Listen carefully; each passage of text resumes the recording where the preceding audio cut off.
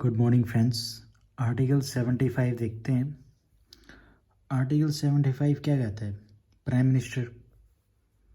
Article 75 is related to prime minister. The president is the nominal executive authority. Prime minister is the real executive authority. Nominal और real में कैसे? इनके पास काम power नहीं है इतनी। उनका वो क्या बोलते हैं कि उनका नाम जैसे ऊंचा, काम सारा और जो भी पावर्स है मेन, वो काम करने की, जो भी डिसीजन लेने की, डिसीजन मेकिंग की, वो प्राइम मिनिस्टर के पास होती है। ये तो सिर्फ एक साइन करते हैं बस। In other word, president is the head of state. ठीक है। Prime minister is the head of government and council of ministers. Election कैसे होता है प्रेसिडेंट की? The constitution does not contain any specific procedure. Constitution में कहीं specific procedure नहीं लिखा है प्राइम मिनिस्टर के इलेक्शन के लिए। For the selection and appointment of prime minister, prime minister shall be appointed by the president. बिल्कुल। This does not imply that president is free to appoint any one as the prime minister. इसका मतलब ये नहीं है कि prime minister किसी को भी प्रेसिडेंट किसी को भी उठा के प्राइम मिनिस्टर बना देंगे। वो एक प्रोसीजर है काउंसिल ऑफ मिनिस्टर, और जो पहले जो पार्टी है वो किसको प्राइम मिनिस्टर का फेस जो है नियुक्त करती है पब्लिक के सामने, तो उन्हीं को ही प्रेसिडेंट प्राइम मिनिस्टर के लिए ओथ दिलाएगा। ठीक है। The term of the prime minister is not fixed. Prime minister की जो टर्म है वो 5 साल होती हैं, उसके बाद इलेक्शन होते हैं, लेकिन वो फिक्स, ठीक है, वो फिक्स नहीं है। इन केस ऑफ मान लो मेजोरिटी नहीं दे पाए जो रूलिंग पार्टी है वो, तो सरकार गिर जाएगी। He hold office during the pleasure of president. President के प्लेजर पे वो ऑफिस को होल्ड कर सकते हैं। मान लो कि 5 साल का कार्यकाल पूरा हो गया, उसके बाद कुछ ऐसी कंडीशन हुई, इमरजेंसी लग गई, या कुछ ऐसी इंटरनल वॉर हो गई या एक्सटर्नल वॉर हो गई कि इलेक्शन नहीं हो पा रहे हैं, तो प्रेसिडेंट के कहने पर वो ऑफिस को कंटिन्यू रखेंगे। However this does not mean that the president can dismiss the prime minister at any time. इसका मतलब ये भी नहीं है कि जो प्रेसिडेंट है वो प्राइम मिनिस्टर इलेक्शन से पहले ही उनको डिसमिस कर दें किसी भी बात पे। नहीं, ऐसा नहीं है, उनके पास पावर ही नहीं है। So long as the prime minister enjoy the majority support in the Lok Sabha. आगे नहीं भाई, इसका जो मतलब है वो यहीं पे है, आंसर यहीं पे है। So long as the prime minister enjoy the majority support in the Lok Sabha, he can not be dismissed by president. President के द्वारा उनको डिसमिस नहीं किया जा सकता जब तक उनके पास मेजोरिटी है। अब आते हैं दूसरी चीज़।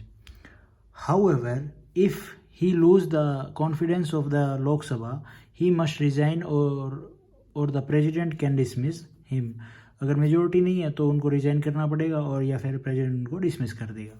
The salary and allowance of the prime minister are determined by the parliament. Okay, parliament के द्वारा उनकी सैलरी डिसाइड की जाती है। From the time to time it will be change है। He get the salary and allowance that are payable to the member of parliament. Power क्या है prime minister की, एंड फंक्शंस क्या हैं मिनिस्टर्स के और प्राइम मिनिस्टर के। He recommends person who can appointed as ministry by the president. ठीक है।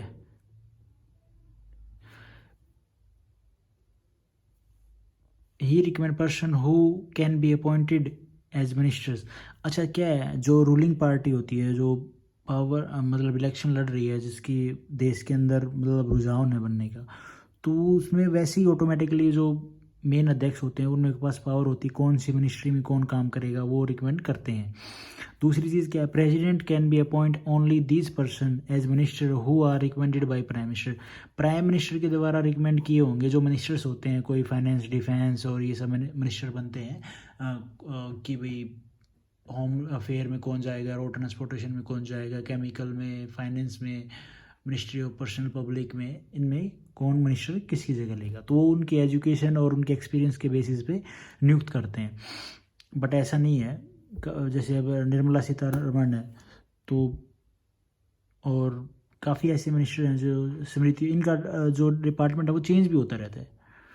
बीच में भी चेंज कर देते हैं। He allocate the reshuffle various portfolio among the minister, वही चीज़। He can ask a minister to resign और advise the president to dismiss him in case of difference of opinion. मतलब प्रेसिडेंट के ऑर्डर पे prime minister की भी इस minister को आप डिसमिस कीजिए तो प्राइम मिनिस्टर आराम से उनको डिसमिस कर सकता है, और रिजाइन भी कोई मिनिस्टर देगा तो प्राइम मिनिस्टर को ही देगा। He presides over the meeting of council of minister and influence the it decision. Council of minister के साथ इनके क्या मीटिंग करेंगे और उनके सुझाव, उनके ओपिनियन, डिसीजन वो लेंगे, ठीक है। लेकिन बाध्य नहीं है, वो अपने हिसाब से उस चीज़ को देखेंगे। He guided direct control and coordinate the activity of all minister. वो उनकी एक्टिविटी, डायरेक्ट कंट्रोल, सारी चीज़ें वो प्राइम मिनिस्टर साहब देखेंगे।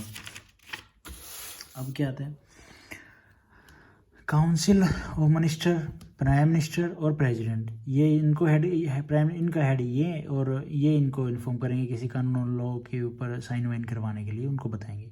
Prime minister advise the president with regard to the appointment of important official like attorney general of India, UPSC के जो अध्यक्ष होते हैं वो, computer and auditor general of India.